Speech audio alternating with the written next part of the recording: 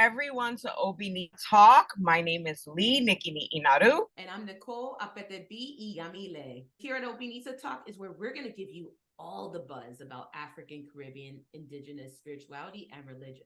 From the topics you want to know about to discussions happening right now in the culture. All right, guys. In this episode, Nicole and I are going to focus on Lukumi, La Regla de Ocha, also known as Cuban Santeria. But this is a very special episode as I introduce to everyone our very first guest and interview on this show. Everyone, meet Natalie Oba Yomi, Shango, who has been initiated priestess for 30 years in the Lukumi traditions. Welcome to Obinsa Talk, Natalie. Thank you so much. I'm so happy to be here. And we're happy to have you. I'm really excited. Listen, we got two Changos here, okay? And I'm a daughter of Ochun. I'm a little Ochun. And so I'm the honey in between those two fires, and I'm loving it. I am loving it. Mm. So we're going to actually have this one-on-one interview with Natalie. And our hopes for this podcast is, yes, to give that sort of introduction into Lukumi, aka Cuban Santeria, but also really connect with Natalie, everyone, because this is her firsthand accounts and experience being a priestess in these traditions. Natalie, how old are you? Well, I'm going to be turning 30 in Ocha in August. So coming up soon. Ooh. And in age, I'm 32. Well, going to be 32. So you're going to be 32. You're coming up 30 years in Ocha. So this has been something that practically close to since you've been born, you've been a part of. Yes, very much so. Your whole entire life. Your whole entire life. Wow. Yes. I was initiated at 1.5, so very young. And that's what an experience. And we're going to go ahead and tap into that. But first and foremost, let's go ahead and actually talk about La Regla de Ocha, or Lukumi, or as many people call it by the colloquial term, Cuban Santeria. Mm-hmm. How would you define Lukumi or La Regla de Ocha? Yeah, so for our viewers and our listeners, we want to keep it as simple as possible, as easiest to understand. And to put it simply, it's an African diasporic religion that developed in Cuba, specifically in the late 19th century. And it consists of synchronism between Yoruba religion of West Africa and the Catholic form of Christianity and Spiritism. So it's a religious practice that requires dedication, initiation, there's rules, there's a lot of ancestral connection, and it's a beautiful religion that I'm so proud to be a part of, and it's magical. That's all I can say. What makes this even, I guess, connects all of us is that we are all part of this very same tradition in different levels in some shape or form. You know, we brought up that we call this Alegra de Ocha, so a lot of it involves Orisha. Who are the Orisha? How would you describe the Orisha? This is now part of the added on to talking about Lukumi or La Alegra de Ocha. Yeah. The Orisha are deities that we honor, that we have a relationship with. Many of us initiates have an Orisha that we agree to serve and honor in our life, that it takes over we call it our head, right? Our alagbatori. So we initiate into the priesthood of the Orisha that we are destined to be an initiate of, and usually that's a ceremonial process that our Ori chooses. And the Orisha are basically divine entities that are connected to Olofi, Olodun, and Olodumare. So they are here to protect humanity. They are here to guide us and unite us and also teach us lessons in our lives. and really look out for our best interests, but it is something that is hard to explain because we honor them in a very physical way, but also a spiritual way. And there's almost like a secrecy as how that happens, but it's their who they are and their stories and history are very specific to each Orisha. For example, Shango was a king, and there are Orishas who actually have lived and who have been martyred, and there are Orishas who have, are have not, lived physically. So each Orisha has a different purpose in our life, and we are here to live out their purpose and be examples of them. It goes back to a lot of what we talk about online, or what we notice the conversation online about this concept that African traditional religions, including those of diaspora, we really focus on character development. I Mhm. feel like we also focus on honoring that every individual has a unique path. And we can even extend that into families, which leads me to the next thing I want to inquire with you about, Natalie, is how, you mentioned that you were initiated when you were 2 years old. So how was that being, what's your family background? How did your family connect to this religion? Yeah, Yeah, that's a good.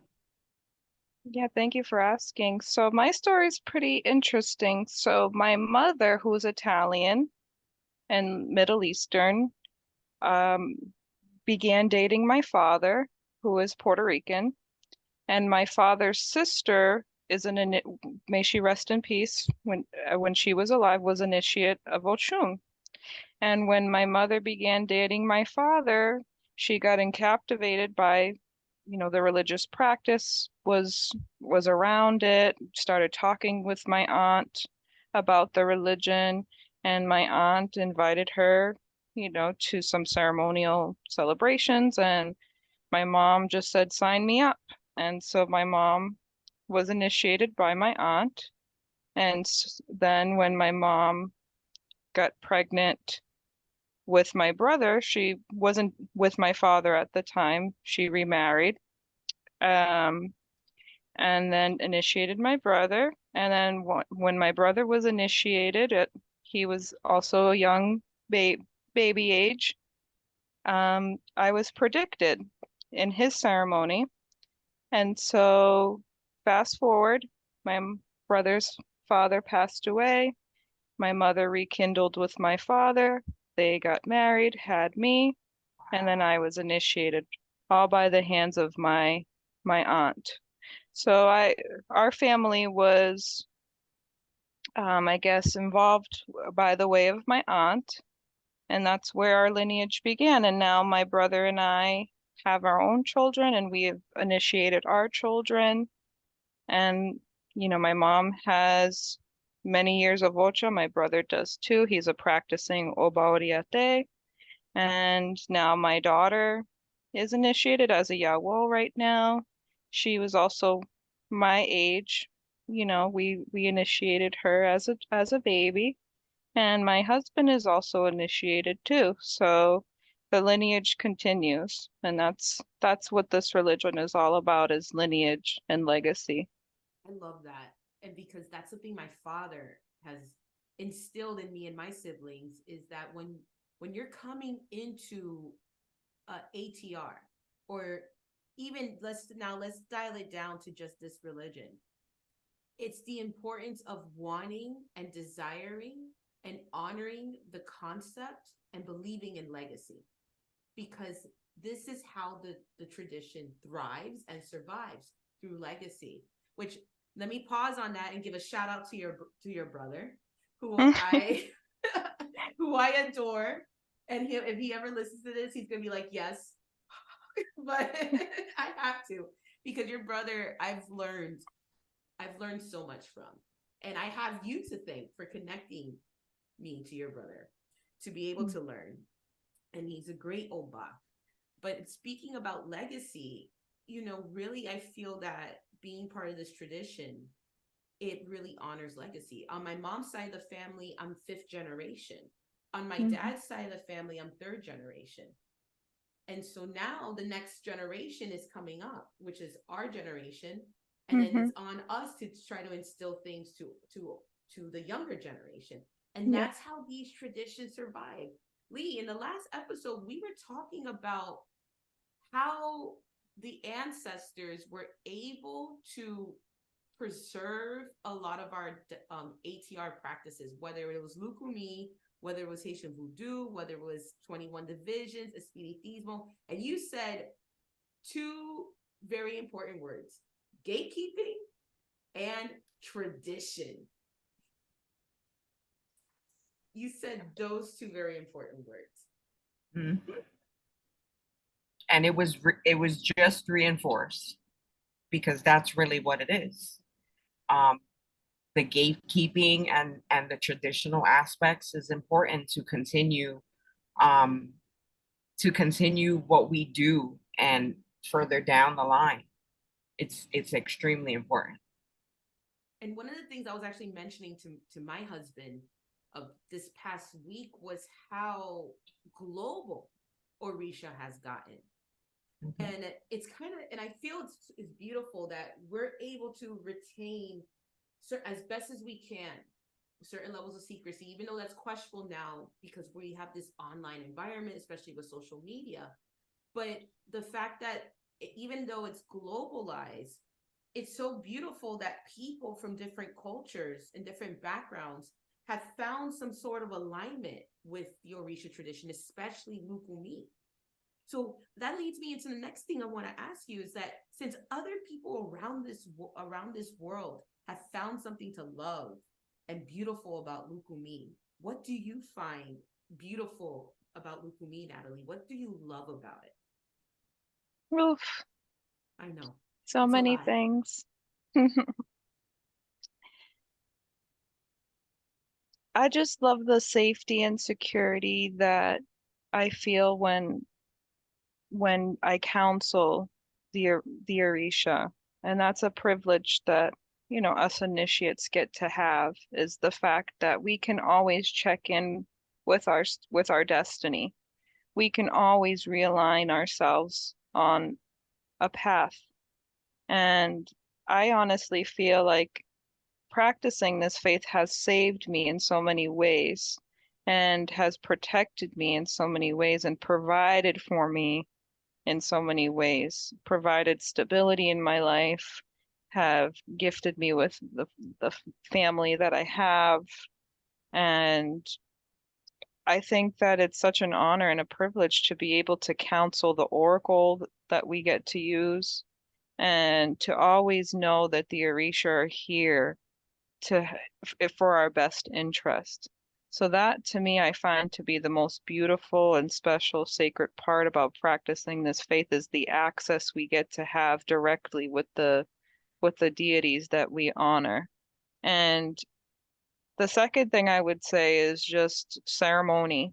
Ceremony, whether it's a drumming, whether it's an initiation, whether it's, a Pinaldo where you're sitting around and engaging in communal meals with fellow initiates and elders.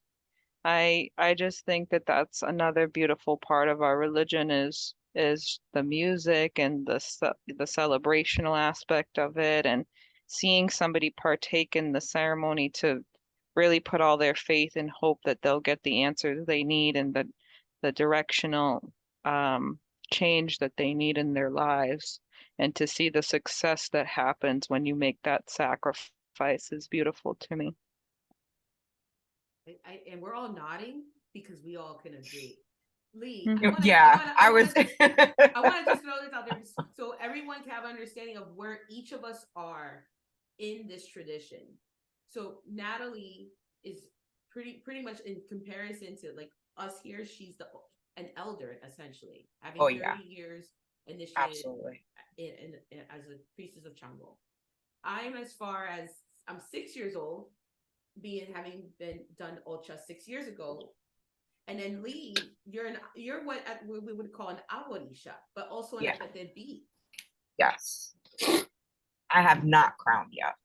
Yet is the key But we're word. all Apetebis, which is cool. We're all Yeah. Apetebis, yes. Yes.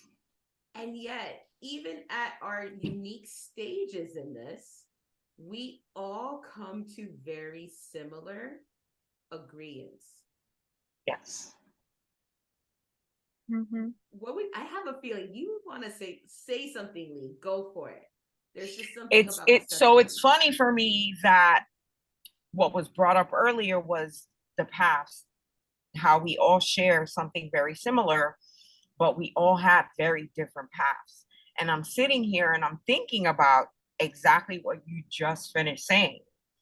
And we all basically, we share the same thing, but our paths have taken us in completely different aspects.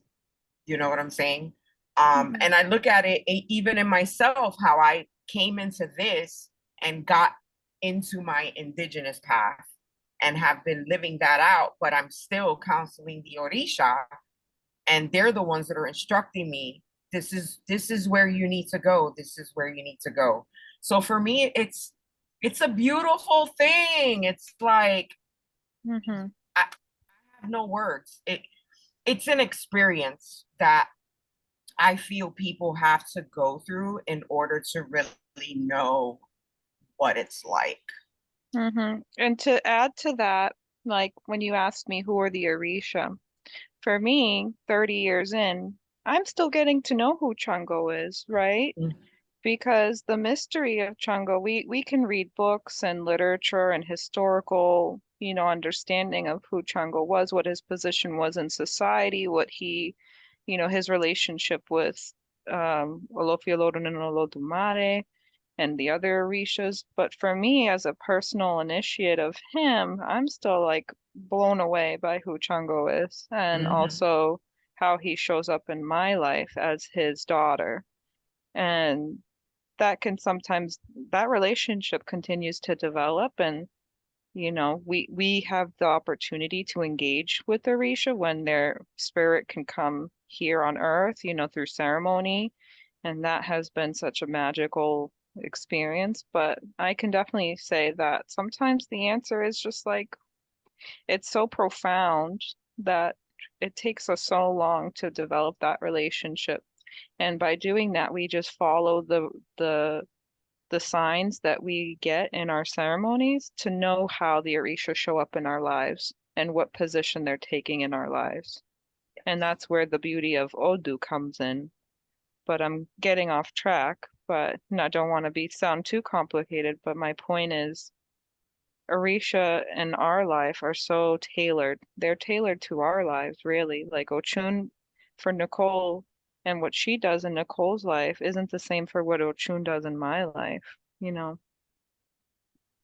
and it's the same thing to say that what Shango does in my life is not the same as what he does in yours. Exactly. We all have different paths. And it all goes back to what we were saying earlier about the individual relationship that each person can have with the Orisha, and how everyone has their own unique destiny. They have their own unique path. Now, whether someone is going to become an initiate, or someone may stay at the practitioner level, or someone may just be a follower, the accessibility that people can have to at least getting a consultation through, whether it's the Dilogun or Ifa, receiving spiritual work to be able to align themselves with what their destiny is, that accessibility is available. And then it just becomes a bit more intimate as someone progresses further into becoming a practitioner or eventually becoming an initiate. And we kind of touched up on the next topic about how Orisha can guide us. Natalie, you brought up Odu. In the simplest terms to everyone, think of Odu as our oracles. We have about 256 oracles. Think of it like a matrix of combinations. And some of these oracles, when they're being paired with each other, that's what gives our guidance. But every single one of us, some people have the same oracles, but they're going to live them differently. So that even adds further dimension to the I don't want to say complexities, but definitely the individualistic nature and the personal relationship that we can have with Orisha, because ultimately that's some of the ways that we're guided.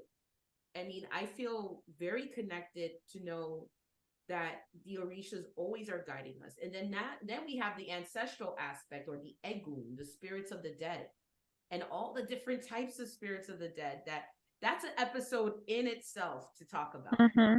To talk about how the spirits of the dead manifest as far as Lukumi is concerned. But one thing that we can all remember is that we can come to Orisha for guidance. Mm-hmm.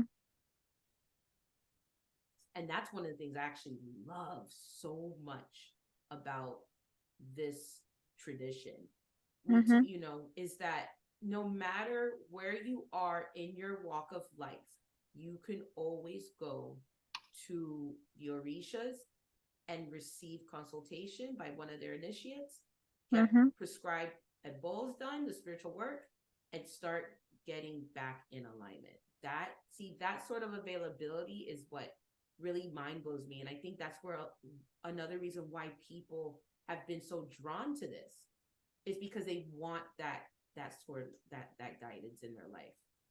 Yeah, that's what my shirt says. Ebo is my salvation. I wore it specifically today. I love it. And Ebo, I was always told Ebo means sacrifice. But I think people automatically think when they hear sacrifice, they want to think of animals and blood. But there's something bigger to it. There's an exchange. Is what needs to be satisfied also. What needs to be taken care of, removed, or what needs to be given so that way more blessings can come. Mm-hmm. So we're even taught. I was just gonna say we're even taught about the value of exchange. Yes. Mm-hmm. Everyone always assumes that it's a sacrifice of an animal or something like that. Sometimes it's as easy as what you're going to give up in order to get what it is that you need to continue forward. Mm-hmm. And for me, so I grew up in Massachusetts, a very predominantly white town. I really just, practicing being an initiate didn't really exist unless I traveled here and there as I got a little bit older and participated in New York, New Jersey, where the religion is more prominent. But for me, I was just a young girl living my life, learning her, lessons. As a 20-something-year-old, as I got older, I wasn't taking the religion seriously as much and, centering it in my life. Because I think all people who practice religion, it has to be some sort of a lifestyle, right? There has to be some sort of relationship building and some sort of character building. But for, a young girl in Massachusetts who doesn't really have access to practicing her faith, obviously my Orisha were in my home, and I would every year on my birthday do what I needed to do. But it wasn't clicking with me yet, the way of life and the dedication that needed to happen, and the connection, I would say, wasn't there all the time. And obviously, as a young 20-something-year-old, I was just like, I want to party, I want to date, I want to explore. And I wasn't really paying much attention I guess, spiritual development and religious development. But as the sacrifice that I made and the counsel that I received was I needed to do this ceremony in order to have a change in my life and a progression in my life and a transition in my life. And that ceremony I did, I saved my money for, I had to travel for, out of the country. And when I did my ceremony and when I put in that effort and when I showed the Orisha that I was listening to them and respecting the advice that they had for me, my whole life changed. I moved out of state, I got married, I had a baby, and I was able to live somewhere now where I can practice my religion, be with my religious family, be with my brother who is now my religious elder, and basically the one responsible for my spiritual development and religious development. So to see how the faith and the dedication and just the trust happens and how that impacted my maturity in this religion was very, very eye-opening. Felt that because I know you personally, Natalie. Mm-hmm. And so everyone, when Natalie and I met, I was just starting my Yaworahe. And so in the last 6 years, I've witnessed that change. Mm-hmm. I've witnessed all the things that were coming through into your life because of Orisha and because of the follow through. Just Mm-hmm. like the same I feel could be reversed for me. Since I made the sacrifice and did Ocha, I've had to shift. And the Orisha has brought a lot into my life, but also lessons too. I Mm-hmm. feel one thing I believe firmly, and this is another beauty of this tradition, is that the Orishas, and in fact, I feel about this way with indigenous spirituality and in Caribbean and African spiritual practices and religions, is that these spirits, these divinities, they come into our life to not make us completely change. It's more of a refinement. Mm-hmm. We don't stop being who we are, but we have the opportunity through their guidance and through our free will and character development to become refiner versions of who we are. I believe we come into who we're supposed to be. And Mm-hmm. it all starts with a bowl, and it all starts with sacrifice, and then our free will and follow through. Mm-hmm. Well said. I mean, it's just, this is all of us are talking from a space of love, because each one of us, we love this. We love this religion. That's and I think we're very grateful that in this lifetime that we have, we get to experience it. And not many people do. And that's okay. It's not for the meek. Let's put it that way. Definitely.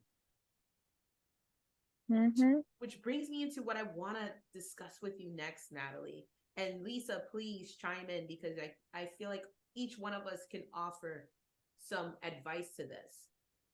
What advice would you give to someone who desires to enter Lukumi? Imagine this is a person that has no background in this whatsoever. This is someone who feels, and this is what I've been also talking about lately online about a spiritual displacement. They know they want to reconnect to an ancestral practice, but where do they begin? But for some reason, they're feeling called to explore Lukumi. What advice would you give to someone wanting to come into this? Yeah, that's such a deep question, because like I think we've all witnessed like the rise of popularity, especially with like celebrities, and sometimes I feel like a gatekeeper, right? When Yeah. I really want to protect this religion, and unfortunately we've seen some of the negative sides of like false people who are, initiating others and having huge irresponsibility with initiating others, and some of the downfalls that happen, and the spiritual abuse and financial abuse that we see in the community. But not to begin with a negative, but I think that I'm a little jaded on like providing advice, because I really want to protect this religion and make sure that when people are interested in initiating or even practicing this religion, that they're really, really, really understanding of like the seriousness and the dedication, and to also be humble, because this is a religion where you need to have respect for your elders, and there's also codes that you need to follow and protocol that you need to follow, and when you are beginning this religion. And so, for example, like respecting the godparents that you are choosing. So number one would be find a religious house and religious godparents that you are willing to commit to and respect, and also make sure that the religious house that you are getting involved with is one of good character, one that functions well, one that shows results, spiritual results, positive spiritual results. So making sure you're seeking out the appropriate guidance from the people in the community who you can really see for yourself how their reputation is. So that's one piece of advice. And also another piece of advice is divination, making sure that you divine and making sure you're checking in with your Ori to see if this is the right path for you. And by doing that, you need to make sure you're seeking out somebody who's skilled in divination, who can provide you with the correct advice and not be influential to take advantage of you, right?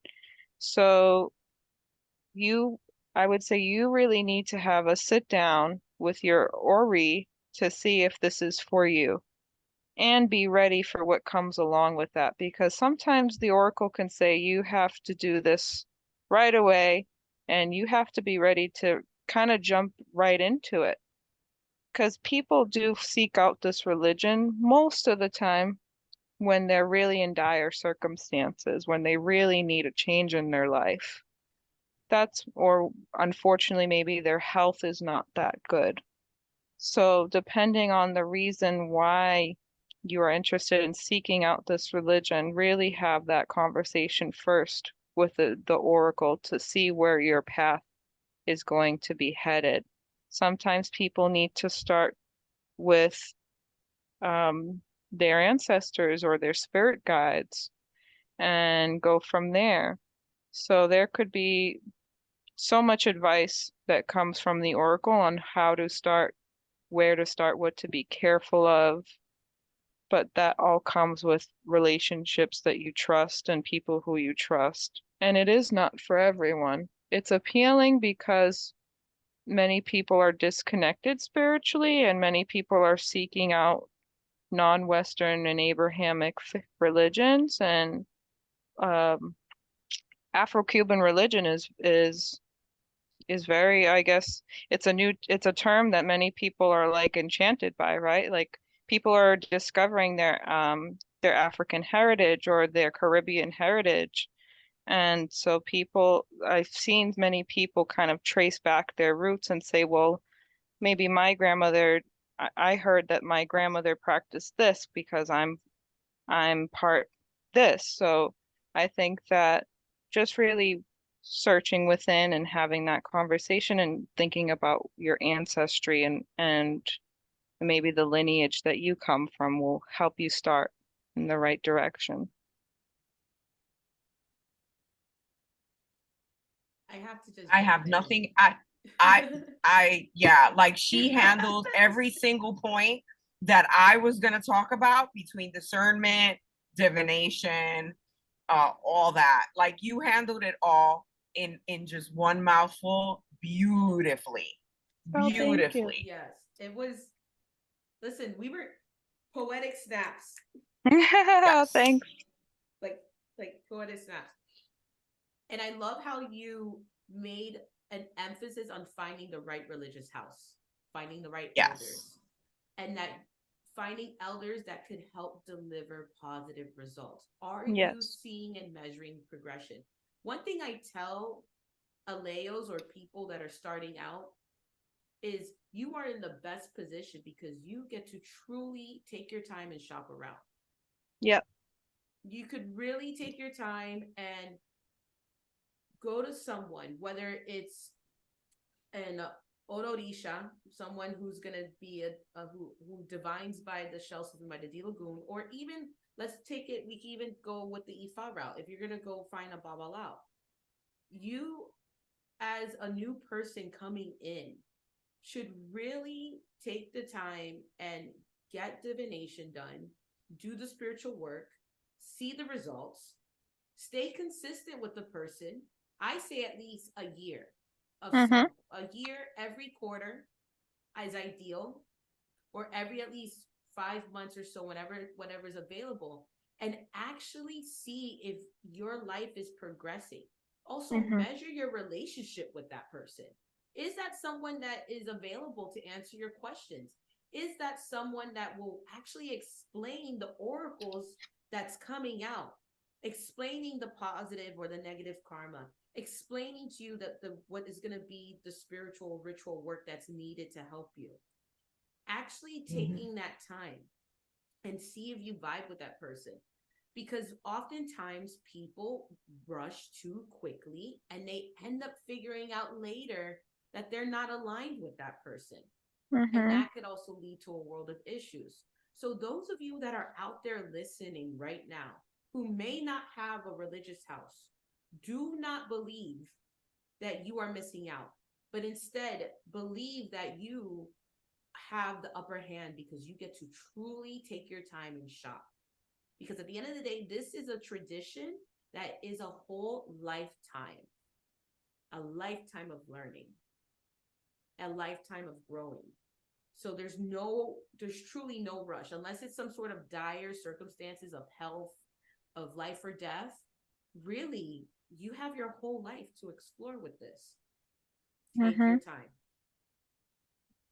Exactly. Oh man, when I feel these moments of silence, I feel like we're really like, we're feeling it. We're just feeling it. What is it, Lee? Because I see Just you. like, no, I completely agree with all of it. I was thrown into this, and you know the story. Yeah. Under different circumstances, because I've been an Epidita for over 25 years. And I never thought that I would transition into Lukumi Ifa. So I tend to think that what Natalie said, start with your ancestral work and develop your ancestral relationships ahead. Because for me, it was definitely to the point that I came that I was like, listen, I have relationships with you guys, but I don't know what steps to take next. You need to show me what steps I need to take next. And then literally it was shoved in my face. And then when I went to have divination, it was like, all right, this is what you're going to do. I didn't listen. You remember the story, Nicole, because I told you the story. Yes. I didn't listen. But I'm not putting your said, business out there. Yeah, no, but I will. I didn't listen. An entire year of absolute hell, an entire year, until I did it again, and I'm like, listen, I don't understand. I like what's happening, and then it happened the second time, and then I said, you know what? All right, I'm gonna listen this time, and this time I'm gonna get involved and do what I have to do. And like you also said as well, that things start stabilizing when you start listening, and you enter certain things and you do certain things and you have certain ceremonies. Things start stabilizing for you. So for me, it's always going to be discernment. Have discernment with whomever you get together with. Study them for a year, like Nicole said. Frequent divination, not frequent like that, but every quarter, and just see how everything changes for you. See how you get along with your people.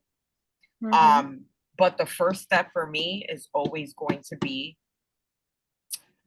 get into your ancestral stuff first. And if you're unsure, allow them to guide you into your path. Because I see a lot of people that just go into it just to go into it initially, and they kind of ignore everything else that's before that. In Spanish, I'll say it. sin ancestro no hay santo. Is that how you say it in Spanish? That's how you say it in Spanish, right? Sin los ancestros, sin los ancestros no hay santo. Those are the first ones you go through before you get anything, before anything else.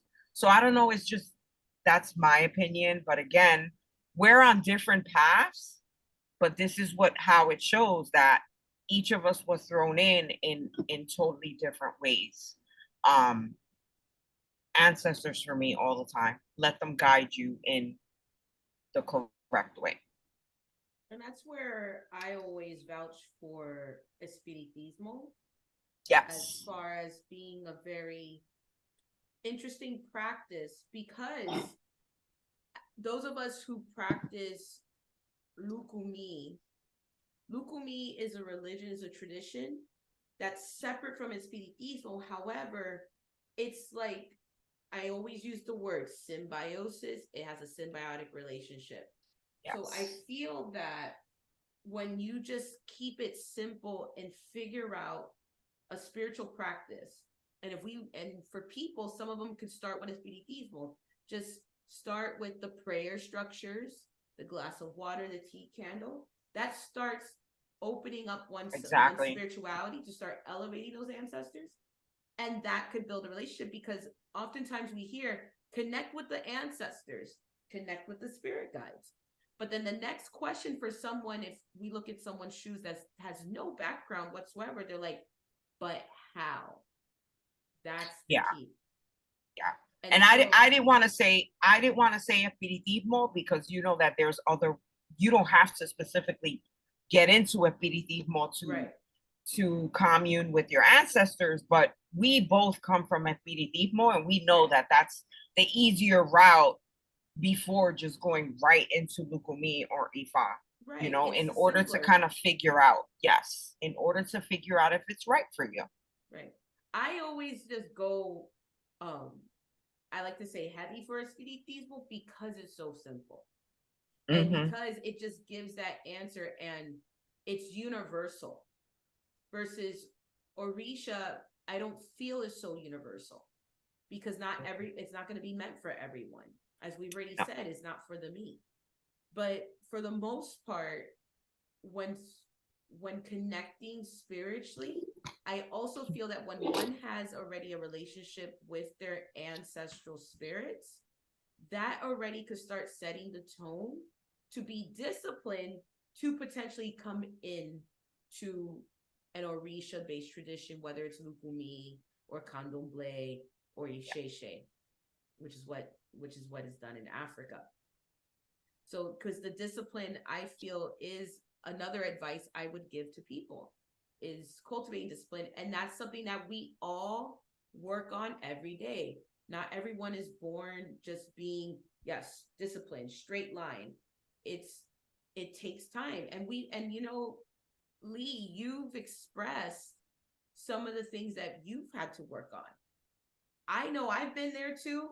And Natalie, definitely you've been there too. All three of us in our own journey have had that in common. I've had my own, times where I feel and I know that the spirits, be it ancestral or even the Orishas, are pushing me to do something. And I'm hesitant, because I went through this within the last 2 to 3 years, where it's like, yo, are you really pushing me in this direction? Yeah. Because this is gonna rock even the foundations of my family. But I'm glad I went through that, because I wouldn't be as open-minded. I wouldn't be as flexible.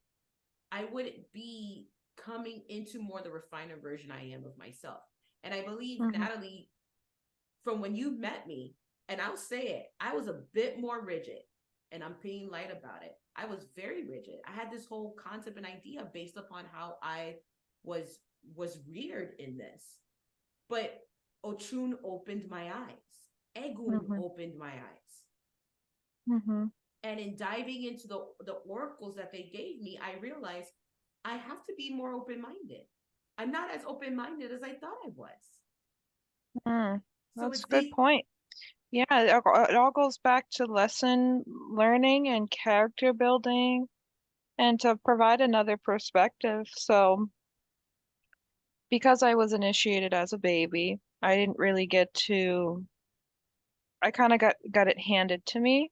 And there was times in my life where I was mad about it, right? Like I didn't get to choose the religion I practiced. And I guess we can, but then we have this like invisible crown on our heads that needs to be polished and honored. And so now as an adult and as a looking back to as a child and being very confused about it and being around ceremony and being confused about like why did we get involved with this? Like it was a whole big learning lesson for me.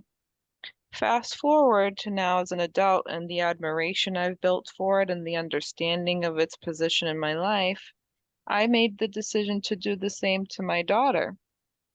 And part of that was by divine counsel, right? We counseled the oracle and there was a reason why we had to. And then the second part of it was now I have the training wheels back on all over again. I have to now, I get to one, see the initiation through my daughter's eyes because obviously I was there. So I had to literally start from scratch and relive it all over again from start now to finish and throughout her life. So for me, it's like, it's a whole new perspective and a whole new way of taking the religion even more serious because now I have to counsel my daughter throughout this. She has a whole book of lessons she has to go through in her life. I have to do the ceremonies for her that she needs to get done and save for those ceremonies and do that for her. And so this has become like reliving the joy and the ups and downs and all the nervousness of everything that is kind of in the destiny of your children and of your family.